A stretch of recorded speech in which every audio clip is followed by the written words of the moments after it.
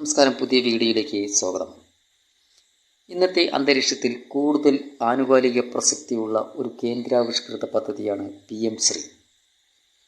കാരണം അതിനെക്കുറിച്ചുള്ള വലിയ സമരങ്ങളും ചർച്ചകളും ഒക്കെ നടക്കുകയാണല്ലോ കേരളത്തിൽ. ഒരു വിദ്യാർത്ഥി സംഘടന കേരളത്തിലെ വിദ്യാഭ്യാസ മന്ത്രിയെ വഴിയിൽ തടയുകയും കരിങ്കൊടി കാണിക്കുകയും ഒക്കെയാണ് നടക്കുന്നത്. കേരളം അതിൽ ഒപ്പുവെച്ചില്ല എന്നതാണ് കാരണമായി പറയുന്നത്. ഒരു ഘട്ടത്തിൽ വിദ്യാർത്ഥികൾക്കുണ്ടാകുന്ന നഷ്ടം പരിഗണിച്ച് പദ്ധതിയിൽ ഒപ്പുവെക്കാനുള്ള നീക്കത്തിലേക്ക് സർക്കാർ കടക്കുന്ന സാഹചര്യം തെളിഞ്ഞു വന്നതാണ്. പക്ഷേ സർക്കാരിനൊപ്പമുള്ള ഘടകകക്ഷിയുടെ എതിർപ്പിനെ തുടർന്ന് അത് വീണ്ടും ചർച്ചകൾക്ക് വഴിയൊരുക്കി. ഈ സാഹചര്യത്തിൽ എന്താണ് PM ശ്രീ എന്നറിയാൻ ആകാംക്ഷയുണ്ടാകാം. ഒരു സാധാരണക്കാരൻ്റെ കണ്ണിലൂടെ പൊതുവിദ്യാലയങ്ങളിൽ നിന്ന് വിദ്യാർത്ഥികൾ എന്തുകൊണ്ട് കൊഴിഞ്ഞു പോകുന്നു, അവർ എവിടേക്കാണ് പോകുന്നതെന്ന് നോക്കിയാൽ മനസ്സിലാകും. അവർക്ക് വേണ്ട എല്ലാ സൗകര്യങ്ങളും ഒരുക്കി അവരെ മാടി വിളിക്കുന്ന സ്വകാര്യ വിദ്യാലയങ്ങളിലേക്കാണെന്ന്. ഈ ഘട്ടത്തിൽ അവർ ഒരുക്കി കൊടുക്കുന്ന എല്ലാ സൗകര്യങ്ങളും നമ്മുടെ പൊതുവിദ്യാലയങ്ങളിലും ഉണ്ടെങ്കിലോ? ഒന്ന് സങ്കല്പിച്ചു നോക്കൂ. അതാണ് PM ശ്രീ.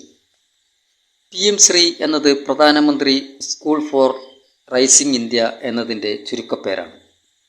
രാജ്യത്തെ 14,500 സ്കൂളുകളെ നവീകരിക്കുകയും മികച്ച അടിസ്ഥാന സൗകര്യങ്ങൾ ഒരുക്കുകയും ചെയ്യുക എന്നത് PM ശ്രീയുടെ പ്രധാന ലക്ഷ്യങ്ങളിലൊന്നാണ്.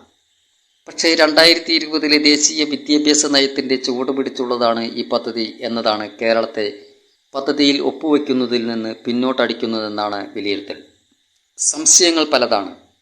പദ്ധതിയിൽ ഒപ്പിട്ടാൽ കേന്ദ്ര വിദ്യാഭ്യാസ നയം സംസ്ഥാനത്താകെ നടപ്പാക്കേണ്ടി വരുമോ? കേന്ദ്രം ആവിഷ്കരിക്കുന്ന സിലബസ് കേരളത്തിനും ബാധകമാകുമോ തുടങ്ങിയ ചോദ്യങ്ങളാണ് പിന്നോട്ട് വലിക്കുന്നതെന്ന് വ്യക്തമാണ്. ഈ നയം PM ശ്രീ നടപ്പിലാക്കുന്ന സ്കൂളുകൾക്ക് മാത്രമാണ് ബാധകം എന്നിരിക്കെ സംസ്ഥാനത്ത് ഒരു വിഭാഗം സ്കൂളുകൾ മാത്രം പ്രത്യേക പാഠ്യപദ്ധതി അനുസരിച്ച് പ്രവർത്തിക്കുന്ന സാഹചര്യം ഉണ്ടാകില്ലേ എന്നതാണ് മറ്റൊരു സംശയം. PM ശ്രീ എന്താണെന്നറിയണമെങ്കിൽ ആദ്യം 2020 ദേശീയ വിദ്യാഭ്യാസ നയം എന്താണെന്നറിയണം.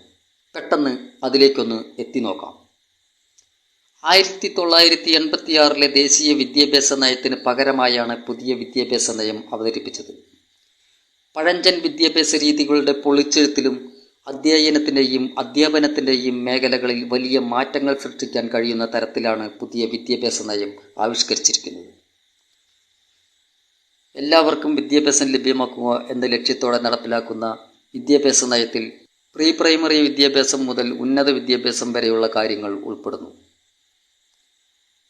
വിദ്യാഭ്യാസത്തിൽ തുല്യത ഉറപ്പാക്കുക, ഗുണനിലവാരം ഉയർത്തുക, താങ്ങാനാവുന്ന ചെലവിൽ വിദ്യാഭ്യാസം ലഭ്യമാക്കുക, വിദ്യാഭ്യാസത്തിൻ്റെ കാര്യത്തിൽ എല്ലാവരുടെയും ഉത്തരവാദിത്വം ഉറപ്പാക്കുക തുടങ്ങിയതൊക്കെ ദേശീയ വിദ്യാഭ്യാസ നയത്തിൻ്റെ സവിശേഷതകളാണ്. ഇതിലൂടെ രാജ്യത്തെ ജനങ്ങളെ വലിയ വിജ്ഞാന സമൂഹമാക്കി മാറ്റി ആഗോളതലത്തിൽ ഒരു വിജ്ഞാന ശക്തിയായി ഉയർത്താൻ കഴിയുമെന്നാണ് പ്രതീക്ഷ. ദേശീയ വിദ്യാഭ്യാസ നയമനുസരിച്ച് നിലവിലെ 10+2 സമ്പ്രദായത്തിന് പകരമായി വരുന്നത് 5+3+3+4 എന്ന സമ്പ്രദായമാണ്. ഇതിൽ ആദ്യത്തെ 5 വർഷം ഫൗണ്ടേഷൻ സ്റ്റേജാണ്. അതായത് 3 വയസ്സ് മുതൽ 6 വയസ്സ് വരെയുള്ള 3 വർഷം പ്രീ സ്കൂളുകളിലും 6 വയസ്സ് മുതൽ 8 വയസ്സ് വരെയുള്ള 2 വർഷം 1-2 ക്ലാസ്സുകളിലും ഉൾപ്പെടെ 5 വർഷം. അടുത്ത ഘട്ടം തയ്യാറെടുപ്പ് ഘട്ടമാണ്. അത് 8 വയസ്സ് മുതൽ 11 വയസ്സ് വരെയുള്ള 3, 4, 5 ക്ലാസ്സുകളിലുള്ള 3 വർഷമാണ്. അടുത്തത് മിഡിൽ സ്റ്റേജാണ്. 11 വയസ്സ് മുതൽ 14 വയസ്സ് വരെയുള്ള 6, 7, 8 ക്ലാസ്സുകളുടെ 3 വർഷം. പിന്നീട് വരുന്നത് സെക്കൻഡറി സ്റ്റേജ് എന്നറിയപ്പെടുന്ന 14 വയസ്സ് മുതൽ 18 വയസ്സ് വരെയുള്ള 9, 10, 11, 12 ക്ലാസ്സുകൾ. അങ്ങനെ 3 വർഷത്തെ പ്രീ സ്കൂൾ വിദ്യാഭ്യാസവും 12 വർഷത്തെ സ്കൂൾ വിദ്യാഭ്യാസവും ചേർത്ത് 15 വർഷത്തെ വിദ്യാഭ്യാസത്തിനുള്ള അവകാശമാണ് ദേശീയ വിദ്യാഭ്യാസ നയം ഉറപ്പു നൽകുന്നത്. മനഃപ്പാഠമാക്കാനുള്ള പഠനത്തെക്കാൾ യഥാർത്ഥ അറിവിൻ്റെ വിലയിരുത്തലിനാണ് ഈ നയം ഊന്നൽ നൽകുന്നത്. 6ാം ക്ലാസ് മുതൽ കുട്ടികൾ കോഡിംഗ് പഠിച്ചു തുടങ്ങും. കലയും ശാസ്ത്രവും തമ്മിൽ, പാഠ്യപദ്ധതിയും പാഠ്യേതര പ്രവർത്തനങ്ങളും തമ്മിൽ, തൊഴിലധിഷ്ഠിത മേഖലകൾക്കിടയിൽ വേർതിരിവില്ലാത്ത വിദ്യാഭ്യാസമാണ് ദേശീയ വിദ്യാഭ്യാസ നയം ഉറപ്പു നൽകുന്നത്. സാങ്കേതിക വിദ്യയുടെ ഉപയോഗപ്പെടുത്തലിലൂടെ വിദ്യാഭ്യാസ സമ്പ്രദായത്തെ പരിവർത്തനം ചെയ്യുന്നതിനോടൊപ്പം അധ്യാപകരെ ശാക്തീകരിക്കുകയും ചെയ്യും.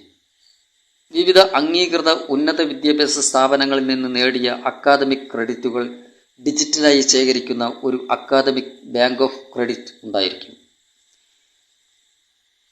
ദേശീയ വിദ്യാഭ്യാസ നയമനുസരിച്ച് 18 വയസ്സ് വരെയുള്ള വിദ്യാഭ്യാസം അവകാശമായിരിക്കും. ഇത്തരത്തിലുള്ള ദേശീയ വിദ്യാഭ്യാസ നയത്തിൻ്റെ അടിസ്ഥാനത്തിലുള്ളതാണ് PM ശ്രീ പദ്ധതി.